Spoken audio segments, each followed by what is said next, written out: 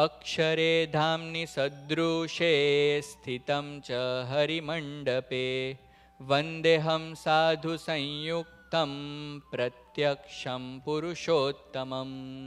આજે તારીખ થઈ 22 માર્ચ 2025. એકવાર એવું બન્યું કે ભક્તિ માતા ઘનશ્યામ મહારાજને સ્તનપાન કરાવીને મહારાજને રમાડતા હતા. પોતાના ઘરે છપૈયામાં આંગણામાં ભક્તિ માતા ઘનશ્યામ મહારાજને રમાડતા હતા. અને તેવામાં ત્યાં એક ચકલી હતી. એ ચકલી અચાનક ઉડી. જેવી ચકલી ઉડીને તો ઘનશ્યામ મહારાજ ભડકી ગયા. શું થયું? ભડકી ગયા. નાના હતા ને, અને માતાની સાથે રમતા હતા, અને ચકલી અચાનક ઉડી તો ઘનશ્યામ મહારાજ ભડકી ગયા. જેવા ઘનશ્યામ મહારાજ ભડક્યા એટલે આપણે નાનો છોકરું કદાચ ક્યારેક રોવા લાગે તો આપણે એને આશ્વાસન આપવા શું કરીએ? અરે ચકલી, તે કેમ મારા ઘનશ્યામ મહારાજને બીવડાવ્યા? આવું કોણે કીધું?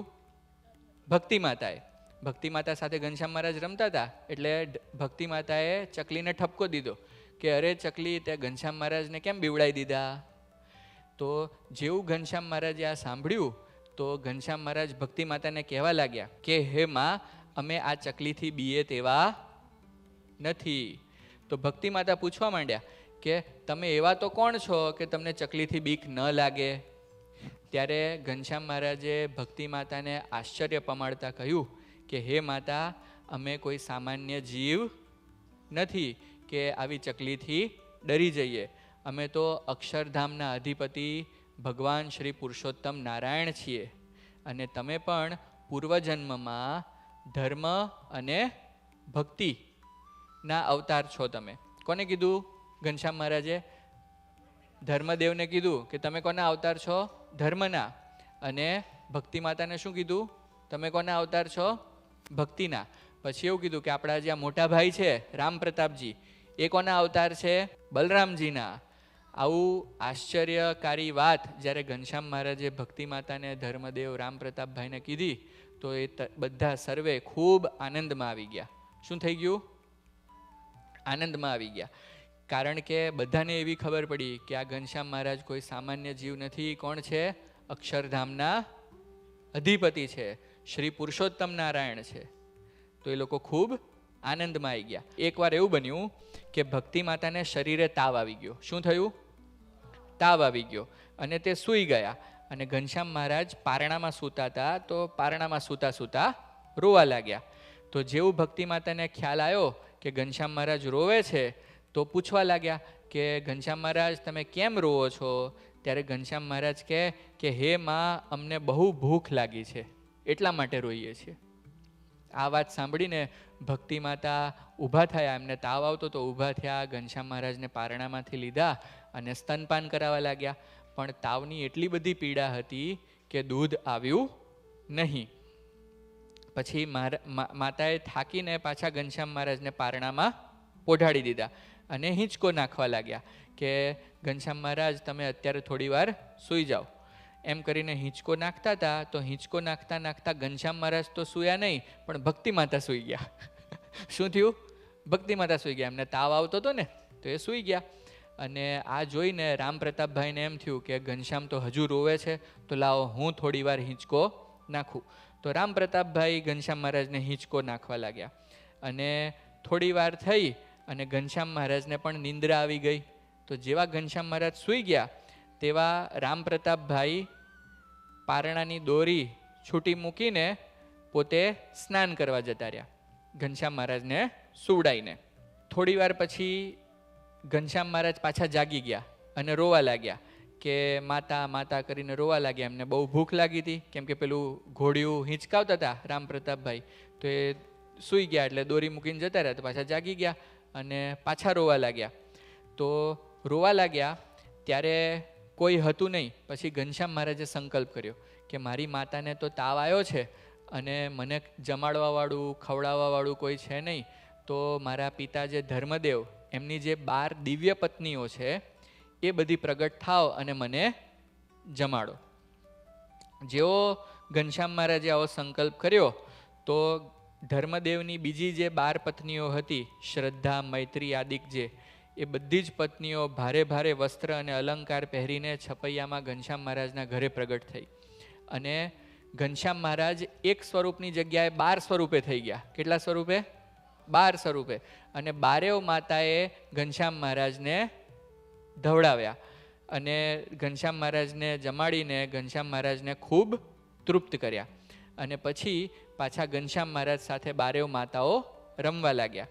આ બધી પ્રક્રિયા જ્યારે ચાલતી હતી ત્યારે ધર્મદેવ ઘરના આંગણામાં આંબલી નીચે બેઠા હતા. એમને એમ થયું કે આરું મારા ઘરમાંથી આટલો બધો અવાજ કોનો આવે છે? આ બધી બહેનોનો અવાજ શું છે? તો ધર્મદેવ અંદર જેવા જોવા ગયા અને ભક્તિ માતાને જેવા પૂછે છે કે ભક્તિદેવી આ અવાજ કોણ બાઈઓનો આવી રહ્યો છે? તો તરત જે 12 માતાઓ આવ્યા હતા એ તરત ત્યાંથી ભાગી ગયા. એમને એમ થયું કે હવે ધર્મદેવ અમને જોઈ જશે. તો એ લોકો ભાગીને નારાયણ સરોવર હતું ને તે ઉપરથી જતા હતા. અને ત્યાં રામ પ્રતાપભાઈ સ્નાન કરવા ગયા હતા. તો આ 12 પત્નીઓ ધર્મદેવના ઉડતા ઉડતા જતા હતા. તો રામ પ્રતાપભાઈએ પૂછ્યું કે હે માતાઓ, તમે કોણ છો? તો બધી 12 માતાઓએ કીધું કે અમે તમારી માતાઓ છીએ. તો કે અહીંયા શું કરવા આવ્યા હતા? ક્યાંથી આવ્યા? તો બધી માતાઓએ કીધું કે ઘનશ્યામ મહારાજને બહુ ભૂખ લાગી હતી એટલે અમે એમને જમાડવા સારું તમારે ઘરે આવ્યા હતા. પણ ધર્મદેવને જાણ થઈ એટલે અમે અહીંયાથી પાછા જઈએ છીએ. પછી ધર્મદેવ ભક્તિ માતાને પૂછવા લાગ્યા કે આ બધી બહેનોનો જે ઘરમાં અવાજ આવતો હતો એ કોણ હતું? ત્યારે ભક્તિ માતાએ એવું કીધું કે ભાઈ ઘનશ્યામ મહારાજની બધી મામી ને બધા આવ્યા હશે ઘનશ્યામ મહારાજને રમાડવા માટે. તો ધર્મદેવ કે ના, એના મામી કે એવા કોઈ આ ગામના લોકો હોય એવું તો લાગ્યું નહીં. તો ભક્તિ માતા કે એવું કેમ, કે કઈ રીતે તમે કહી શકો કે આ ગામના નહોતા? તો કે ભારે ભારે બધા વસ્ત્ર અને અલંકાર પહેર્યા હતા. એવા તો કોઈ ગામમાં કોઈ વ્યક્તિઓ પાસે એવા અલંકાર કે એવા વસ્ત્ર છે નહીં. એટલે કોઈક અલૌકિક દૈવી આત્માઓ આવ્યા હતા ઘનશ્યામ મહારાજને રમાડવા માટે. આ બધું સાંભળીને ભક્તિ માતાને ખૂબ આશ્ચર્ય થયું અને એમને ચિંતા થવા લાગી કે ભાઈ કોણ આવ્યું હશે. ત્યારે ઘનશ્યામ મહારાજ પોતાની માતાનો સંશય ટાળવા માટે માતાને આશ્ચર્ય પમાડતા થકા બોલ્યા કે હે માં, આજે તમને તાવ આવ્યો હતો ને અમને બહુ ભૂખ લાગી હતી, તેથી અમારી ઈચ્છા જાણીને શ્રદ્ધા આદિક અમારી માતાઓ છે તે દિવ્ય રૂપે અમને ધવરાવવા આવ્યા હતા. તેમણે અમને ખૂબ ધવરાવ્યા અને પછી અમને રમાડતા હતા. ત્યાં મારા પિતા આવ્યા એટલે તેઓ અહીંથી ચાલી નીસર્યા. તે સાંભળી ભક્તિ માતા તથા ધર્મદેવ બહુ આશ્ચર્ય પામ્યા. તે સમયે રામ પ્રતાપભાઈ નારાયણ સરોવર નાહવા ગયા હતા. તે એ સર્વે બાઈઓને દેખીને બોલ્યા છે, તમે સર્વે કોણ છો? ત્યારે તે કહે, અમે સર્વે તમારી માતાઓ છીએ ને તમારા ભાઈ ઘનશ્યામ ભૂખ્યા બહુ થયા હતા, તેથી તેમને ધવરાવવા માટે ગયા હતા અને હવે અમે પાછા અમારા સ્થાનકે જઈએ છીએ. તે સાંભળીને રામ પ્રતાપભાઈ તુરત ઘરે આવ્યા ને તે વાત ભક્તિ માતાને કહી. ત્યારે ભક્તિ માતાએ પણ ઘનશ્યામ મહારાજે કહેલી વાત માની અને આવો અલૌકિક ચરિત્ર ઘનશ્યામ મહારાજે કરી દેખાડ્યું. પછી થોડાક દિવસો ગયા અને એક દિવસ ભક્તિ માતા ઘનશ્યામ મહારાજને સ્તનપાન કરાવીને પછી ઘરના બારણાની પાસે બેઠા હતા અને બેઠા બેઠા ઘનશ્યામ મહારાજને પોતાના ખોળામાં સુવડાવીને રમાડતા હતા. તેવા સમયમાં ઘનશ્યામ મહારાજના પેટ ઉપર ભક્તિ માતાએ હાથ ફેરવ્યો. ક્યાં હાથ ફેરવ્યો વંશ? પેટ ઉપર હાથ ફેરવ્યો. તે સમયે ધર્મદેવ તથા રામ પ્રતાપભાઈ ઓસરીમાં થોડેક છેટે બેઠા હતા. ભક્તિ માતા અને ઘનશ્યામ મહારાજ ક્યાં બેઠા હતા? બારણે. અને ધર્મદેવ અને રામ પ્રતાપભાઈ ક્યાં બેઠા હતા? ઓસરીમાં થોડાક છેટે બેઠા હતા. તે ઘનશ્યામને પેટ ઉપર હાથ ફેરવીને હસાવતા હતા. કોણ હસાવતું હતું? ભક્તિ માતા. તો ઘનશ્યામ મહારાજ બહુ હસતા હતા ને, તો રામ પ્રતાપભાઈએ કીધું કે હે માતા, તમે ઘનશ્યામ મહારાજને બહુ હસાવશો નહીં. હસાવશો તો શું થશે? એમને પેટમાં દુખવા લાગશે. શું થશે? પેટમાં દુખવા લાગશે. તેટલામાં તો ઘનશ્યામ મહારાજની નાભી કમળમાંથી તેજનો સમૂહ નીકળ્યો. શું નીકળ્યું? તેજનો સમૂહ નીકળ્યો અને તે આકાશ તથા પાતાળ સુધી 10 દિશાઓમાં તેજ ભરાઈ ગયું. એટલું બધું તેજ નીકળ્યું કે 10 દિશાઓમાં વ્યાપી ગયું, છેક સત્યલોક સુધી ને છેક નીચે પાતાળ સુધી એટલું બધું તેજ નીકળ્યું. ક્યાંથી નીકળ્યું? ઘનશ્યામ મહારાજની નાભી કમળમાંથી. તે તેજમાં ભક્તિ માતા, ધર્મદેવ અને રામ પ્રતાપભાઈએ અવ્યાકૃત ધામ દેખ્યું. શું દેખ્યું? અવ્યાકૃત ધામ. તેમાં ચતુર્ભુજ પાર્ષદે સહિત ભૂમા પુરુષને દેખ્યા ને તે સર્વે ધર્મ, ભક્તિ તથા રામ પ્રતાપભાઈને અતિ આદર અને સન્માન કર્યું ને સુંદર આસન ઉપર બેસાડ્યા. અવ્યાકૃત ધામમાં કોને જોયા? એમણે ભૂમા પુરુષને જોયા. અને ભૂમા પુરુષે ભક્તિ માતાને, ધર્મદેવને, રામ પ્રતાપભાઈને ખૂબ આવકાર્યા અને એમને સારું આસન આપીને ત્યાં બેસાડ્યા, એમનું સન્માન કર્યું અને સુંદર વસ્તુએ કરીને એમનું પૂજન કર્યું. કોનું? ધર્મદેવ, ભક્તિ માતા અને રામ પ્રતાપભાઈનું. અને પછી કહેવા લાગ્યા કે હે ધર્મદેવ તથા ભક્તિ માતા, આ તમારા જે પુત્ર અક્ષરાધિપતિ પુરુષોત્તમ ભગવાન છે. કોણ છે? અક્ષરાધિપતિ પુરુષોત્તમ ભગવાન છે. એમણે કૃપાએ કરીને મને અહીંયા મોકલ્યો છે. ક્યાં? અવ્યાકૃત ધામમાં. અને આ બ્રહ્માંડની અડધી આવરદા પૂરી થશે ત્યારે મારા મુક્તે સહિત તમારા બ્રહ્માંડમાં આવીશ ને કૌશલ દેશને વિશે છપૈયાપુરમાં ધર્મ ભક્તિને ઘરે જન્મ ધરીશ એવું મને આશીર્વાદમાં કહ્યું હતું. કોણે? પુરુષોત્તમ નારાયણે. આવું કોણ કોને કહી રહ્યું છે? અવ્યાકૃત ધામના ભૂમા પુરુષ ધર્મદેવ, ભક્તિ માતા અને રામ પ્રતાપભાઈને કહી રહ્યા છે. તે પોતાનું વચન સત્ય કરવા સારું પુરુષોત્તમ ભગવાન પોતે ઘનશ્યામ રૂપે તમારા ઘરે પ્રગટ થયા છે. તેને તમે ખોળામાં સુવડાવીને હસાવો છો તે તમારા બહુ મોટા ભાગ્ય છે. કોણ કહે છે? ભૂમા પુરુષ. ધર્મદેવ, ભક્તિ માતા બધાને કહે છે કે તમારા કેવડા મોટા ભાગ્ય છે ને તમને ખબર નથી. એમ કહીને ભૂમા પુરુષે આ બધાને નમસ્કાર કર્યા. તેટલામાં તે સર્વે તેજ પાછું ઘનશ્યામ મહારાજમાં સમાઈ ગયું ને ભક્તિ માતા પુરુષોત્તમ ભગવાનને પોતાના પુત્ર માનીને દૂધ સાકર પાઈને રામ પ્રતાપભાઈને રમાડવા આપીને પોતે રસોઈ કરવા લાગ્યા. પણ પોતાની વૃત્તિ તો હરિરૂપ પુત્રને વિશે જ રહેતી. શું રહેતું? પોતાની વૃત્તિ ઘનશ્યામ મહારાજમાં અખંડ રહેતી.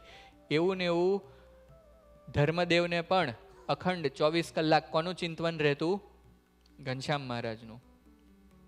આમ એ લોકો દિવસે દિવસે ઘનશ્યામ મહારાજની ભક્તિ કરતા, તેમાં પ્રેમ વધારતા. પછી એક દિવસ એવું બન્યું કે ભક્તિ માતા રસોઈ કરતા હતા અને રસોઈ કરતા કરતા તેમણે જાણ્યું કે મારા પુત્રને ખૂબ ભૂખ લાગી હશે. બહુ મોડું થઈ ગયું છે, રસોઈ કરતા કરતા પુત્રને ખૂબ ભૂખ લાગી હશે. એમ જાણીને હાથ ધોવા લાગ્યા. એટલામાં તો ઘનશ્યામ મહારાજ પારણામાં સૂતા હતા, તે રોવા લાગ્યા. તે શબ્દ સાંભળીને ભક્તિ માતા તત્કાળ ઉતાવળા થકા ઓસરીમાં આવ્યા અને પારણામાંથી પોતાના પુત્રને લઈને બોલ્યા છે, ખમ્મા કરે હે બાપ, તમને બહુ ભૂખ લાગી છે? એવું ભક્તિ માતા કોને પૂછવા લાગ્યા? વીર ઘનશ્યામ મહારાજને પૂછવા લાગ્યા કે ઘનશ્યામ મહારાજ તમને બહુ ભૂખ લાગી છે? એમ કહીને ઓસરીમાં બેસીને સ્તનપાન કરાવ્યું.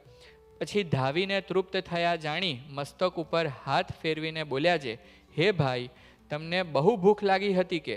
ત્યારે ઘનશ્યામ મહારાજે સામું જોઈને કહ્યું, હા, ભૂખ તો ઘણી લાગી હતી. તે સાંભળીને ભક્તિ માતાને ખૂબ આનંદ થયો. તેટલામાં તો વળી ઘનશ્યામ મહારાજના જમણા પગના અંગૂઠામાંથી તેજ નીકળવા માંડ્યું. ક્યાંથી તેજ નીકળવા માંડ્યું? જમણા પગના અંગૂઠામાંથી તેજ નીકળવા માંડ્યું. તે જોઈને ભક્તિ માતા બીતા થકા બોલ્યા છે, અહો, આટલું બધું તેજ ક્યાંથી આવ્યું? ત્યારે ઘનશ્યામ મહારાજે જાણ્યું છે આ મારી માતા તેજથી અંજાઈને બીવે છે. તેથી પોતે બોલ્યા છે, હે માતા, તમે બીશોમાં. આ તેજે કરીને તો અનંત કોટી બ્રહ્માંડમાં જે જીવ અને ઈશ્વર તે સર્વે તથા સર્વે મુક્ત તે તેજસ્વી અને સુખિયા છે. હમણાં પેલું આખો જે ચાર્ટ જોયો હતો ને, એ ચાર્ટમાં જે પુરુષોત્તમ નારાયણની નીચે જે આખું જે માળખું હતું ને, એ માળખું મહારાજ કહે છે. કોણ કહે છે? પોતે ઘનશ્યામ મહારાજ ભક્તિ માતાને કહે છે કે અમારા પગના અંગૂઠામાંથી જે તેજ નીકળે છે એ તેજે કરીને અનંત કોટી બ્રહ્માંડના જે જીવો, ઈશ્વરો અને બધા જ મુક્તો એ તેજસ્વી છે અને સુખિયા છે. આવું અદ્ભુત ઘનશ્યામ મહારાજે ચરિત્ર કર્યું. અને અમે તો સાક્ષાત પુરુષોત્તમ ભગવાન સર્વ અવતારના અવતારી છીએ, અને તમે પૂર્વે અવતારને વિશે અમારી ભક્તિ ને ઉપાસના બહુ કરી છે, અને તમને એવો મનમાં સંકલ્પ હતો કે આ પુરુષોત્તમ ભગવાન એક દિવસ મારા બાળક રૂપે જન્મ લે, એટલા માટે અમે તમારા ત્યાં આ વખતે જન્મ્યા છીએ અને તમારી સાથે લાડ લડાવી રહ્યા છીએ. પણ અમે આ ગામના જે બીજા સામાન્ય પ્રાકૃત બાળકો છે તેવા કોઈ સામાન્ય બાળક નથી. એવા વચન સાંભળીને ભક્તિ માતાને ખૂબ આશ્ચર્ય થયું, અને અનેક અદ્ભુત આશ્ચર્ય જોઈને ઘનશ્યામ મહારાજને વિશે ધર્મદેવ અને ભક્તિ માતાનો દિન પ્રતિદિન પ્રેમ વૃદ્ધિ પામતો ગયો. આપણો પ્રેમ આ બધા ચરિત્રો સાંભળીને ભગવાનમાં વૃદ્ધિ પામે છે? હે? તો સારું કહેવાય. તો જે ફાયદો ધર્મદેવ અને ભક્તિ માતાને થતો હતો એ જ ફાયદો ભગવાનની કૃપાથી આજે આપણને પણ થઈ રહ્યો છે. તો જેમ ધર્મદેવ અને ભક્તિ માતા અક્ષરધામને પામ્યા હતા, એમ આપણે પણ એક દિવસ પામી જઈશું. બરાબર ને? બોલો ઘનશ્યામ મહારાજની જય.